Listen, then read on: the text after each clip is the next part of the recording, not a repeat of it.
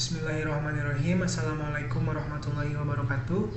Perkenalkan, nama saya Muhammad Zaki Al-Ghifari, NPM 19.375. Di sini saya akan menjelaskan materi dari mata kuliah Hukum Ekonomi Syariah tentang dana pensiun syariah sebagai program amanah untuk mencapai hidup yang berkah. Saya akan menjelaskan latar belakangnya terlebih dahulu. Mengapa ada dana pensiun dan macam-macam dana pensiun. Ketika seseorang telah memasuki masa pensiun, biasanya mereka akan mencari program dana pensiun untuk menjaga kesinambungan penghasilannya kelak. Program pensiun ada yang memang sudah diberikan oleh pemerintah atau perusahaannya. Dalam artian perusahaan atau instansi pemerintah ini telah bekerja sama dengan pihak pengelola program dana pensiun.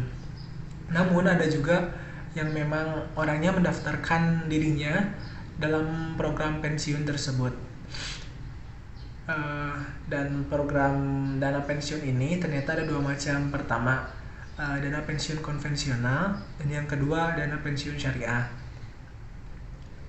Karena negara kita adalah negara muslim terbesar di dunia, maka sebagian besar dari masyarakat Indonesia tentu akan memilih dana pensiun syariah sebagai untuk menjaga kesinambungan penghasilan di masa depannya. Lanjut ke dalam pembahasan. Jadi dana pensiun syariah itu seperti apa sih? Dana pensiun syariah adalah dana pensiun yang diselenggarakan berdasarkan prinsip syariah. Prinsip syariah adalah ketentuan hukum Islam berdasarkan fatwa dan pernyataan kesesuaian syariah dari Dewan Syariah Nasional Majelis Ulama Indonesia. Berdasarkan skemanya, dana pensiun syariah melibatkan 4 pihak utama. Yang pertama itu pemberi kerja atau dapat disebut wahib, kedua pihak investi, yang ketiga peserta atau dapat disebut mauhublah, dan yang keempat pensiunan atau ahli waris. Lanjut, memang apa bedanya dana pensiun konvensional dengan dana pensiun syariah? Kalau dilihat dari segi fungsinya sih tidak ada bedanya untuk dana pensiun konvensional maupun dana pensiun syariah, sebab keduanya sama-sama bertujuan untuk menjaga kesinambungan penghasilan ketika memasuki masa pensiun kelak. Perbedaan dana pensiun syariah dengan konvensional tentunya terletak pada prinsip yang digunakan. Yang pertama, dana pensiun syariah menggunakan akad syariah dalam operasional kegiatannya seperti penggunaan akad saat menjadi peserta ataupun pembayaran iuran. Akad yang dimaksud itu antara lain akad hibah bin syart, akad hibah muqayyadah, akad wakalah bil ujrah, akad mudorobah, akad ijrah, dan atau akad yang lain yang diterbitkan oleh Dewan Syariah Nasional Majelis Ulama Indonesia. Yang kedua, dana pensiun syariah juga sangat memperhatikan prinsip-prinsip syariah seperti tidak mengandung maisir, goror, dan juga riba. Yang ketiga, dalam konteks kegiatan pelimpahan kuasa dengan imbalan jasa atau fee, pihak ketiga digunakan akad wakalah bin ujrah atau akad mudharabah. Namun jika dana pensiun memakai pihak ketiga, maka dana pensiun dapat menggunakan akad ijarah. Yang keempat, dalam hal pembayaran iuran program dana pensiun syariah, jika terdapat keterlambatan pembayaran iuran selama 3 bulan berturut-turut, maka pemberi kerja dapat dikenakan ta'zir berupa pengenaan denda atau denda uang dengan jumlah tertentu. Besaran denda ini adalah jumlah denda atau dana ta'zir sebesar denda yang layak per bulan dari akumulasi tunggakan iuran. Denda ini selanjutnya akan digunakan untuk dana sosial sehingga praktik ini dapat dikatakan tidak melanggar prinsip syariah dalam bentuk apapun. Lanjut ke dalam pembahasan dasar hukum.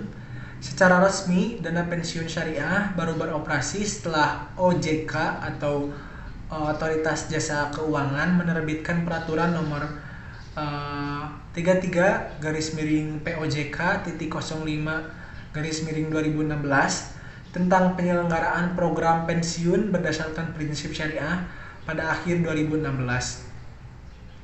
Saat ini tercatat sudah terdapat 3 pelaku industri dana pensiun syariah, full pledge, dan 3 dana pensiun lembaga keuangan atau DPLK yang mendapatkan pengesahan untuk menjual paket investasi syariah. Dana pensiun syariah merupakan implementasi dari ajaran agama Islam untuk mengelola kekayaan pada masa berkelimpahan untuk digunakan pada masa kekurangan. Terdapat dalam Quran Surat Yusuf ayat 43 sampai 49. Kemudian juga untuk memperhatikan apa yang sudah diperbuat untuk hari esok. Terdapat dalam Quran Surat Al-Hasyr ayat 18. Dan juga untuk dipergunakan sebaik-baiknya masa muda sebelum datangnya masa tua. Itu terdapat dalam hadis riwayat Hakim dan dalam norma-norma ajaran Islam lainnya. Setelah berbagai sumber saya baca tentang dana pensiun syariah ini, saya menganalisis dalam 4 segi. Pertama, kekuatan, kedua, kelemahan, ketiga, peluang, dan keempat, tantangan. Untuk yang pertama, dalam segi kekuatan, program dana pensiun syariah ini dinilai sangat kuat dengan adanya peraturan dari OJK. Program pensiun syariah juga membuat seorang yang sudah berhenti bekerja tetap memiliki sumber penghasilan untuk biaya hidup, namun tetap dalam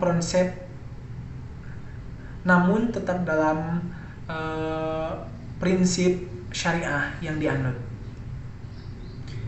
Yang kedua, dalam segi kelemahan, masyarakat memang masih sedikit mengetahui program dana pensiun syariah ini dikarenakan sifatnya yang dinilai kurang universal atau dapat dikatakan basisnya menjunjung akidah Islam. Yang ketiga, dalam segi peluang,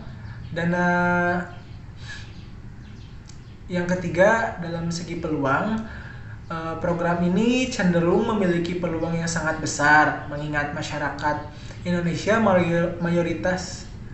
Yang ketiga, dalam segi peluang, program ini cenderung memiliki peluang yang sangat besar mengingat masyarakat Indonesia mayoritas beragama Muslim.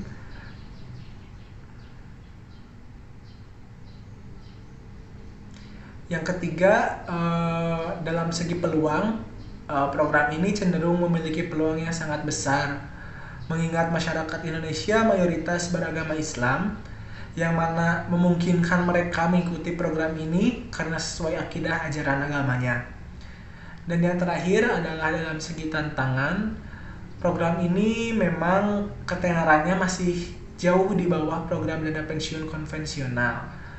Karena biasanya instansi pemerintah atau perusahaan besar lebih banyak bekerja sama dengan lembaga program dana pensiun konvensional dibandingkan dana pensiun syariah. Demikian pemaparan materi dari saya mengenai dana pensiun syariah. Semoga penjelasan tersebut dapat bermanfaat dan mengedukasi masyarakat agar lebih mengetahui tentang dana pensiun syariah. Terima kasih. Wabillahi taufiq wal hidayah. Wassalamualaikum warahmatullahi wabarakatuh.